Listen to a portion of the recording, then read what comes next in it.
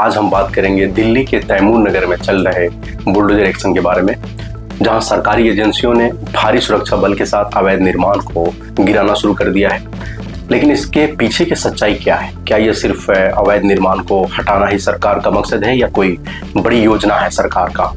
देखिए, तैमूर नगर दिल्ली का एक घनी आबादी वाला इलाका है और यहाँ कई सालों से नाले के ऊपर अवैध झुग्गियां बनी हुई है और इन्हीं झुग्गियों ने नालों की चौड़ाई को इतना कम कर दिया है कि बारिश के समय पूरे इलाकों में जल भराव हो जाता है। इसलिए कोर्ट ने इस पर कड़ा रुख अपनाया है और साफ कहा है कि नाले को कब्जा मुक्त करो। नाले पर जो लोगों ने कब्जा कर रखा है उसे मुक्त करो, चूंकि दिल्ली में पानी की निकासी सही हो सके।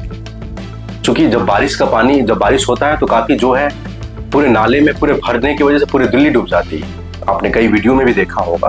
इसलिए सरकार का और कोर्ट का भी ये आदेश है ना।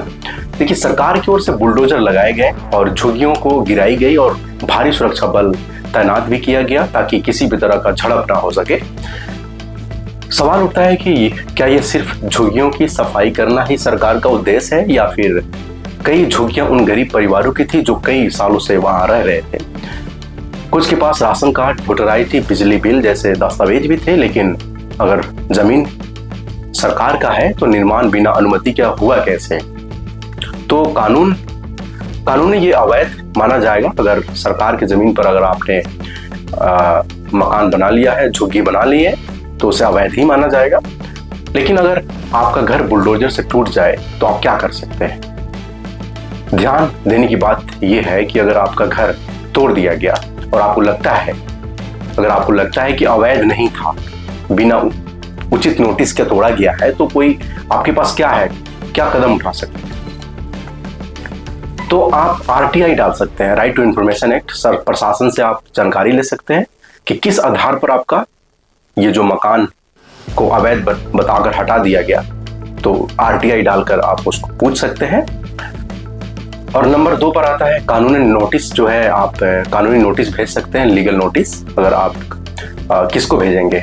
जिस डिपार्टमेंट की तरफ से आपको सरकार की तरफ से जो झुग्गियां खाली करने के लिए बुलडोजर चलाया गया है, उस डिपार्टमेंट को आप नोटिस भेज सकते हैं। किसी वकील के माध्यम से आप एक ड्राफ्टिंग करवाकर आप उस विभाग में आप पूछ सकते हैं। ठीक है, देखिए, आपके पास अधिकार है। हाई कोर्ट में आप याचिका पिटीशन जो है रीट पिटीशन आप दाखिल कर सकते हैं। 226 के तहत आपके पास मौलिक अधिकार है कि आप अपनी रक्षा के लिए हाई कोर्ट में रीट पिटीशन एप्लीकेशन जो है डाल सकते हैं। ठीक है, चौथे नंबर पर आता है ह्यूमन राइट्स कमीशन, NGO से आप संपर्क कर सकते हैं। अगर आप मामला मानवीय हक का है तो आप मानवाधिकार या किसी सामाजिक संगठन से आप सहायता ले सकते हैं।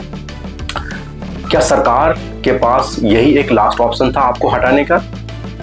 देखिए, कुछ रिपोर्ट के मुताबिक कुछ झुग्गियां को रिहैबिलिटेशन स्कीम के तहत दूसरी जगह शिफ्ट भी किया गया है।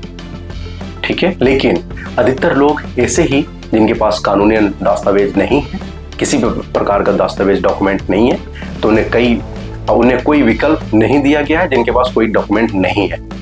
ठीक है, तो प्रश्न उठता है कि समाधान क्या है?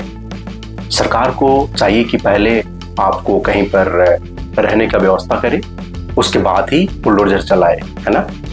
देखिए, जहां इंसान पहले से रह रहा है उसे रातों रात बेघर कर रहा है, एक मानवीय संकट है ना। देखिए, शहरी नियोजन में पारदर्शिता होना चाहिए। अगर इस तरह की सरकार बुलडोजर चलाती है, सरकारी जमीन पर अगर आपने कब्जा कर लिया है तो सरकार का ये काम है कि आपको वहां से हटाना, तो इसमें आपका कोई हक नहीं है। लेकिन अगर आपके पास लगता है कि हाँ, ये हमारी ही जमीन है, सरकार ने इसे तोड़ दिया है, तो मैंने जो आपको बताया है उसके तहत आप सरकार से सवाल भी पूछ सकते हैं, आपका अधिकार है।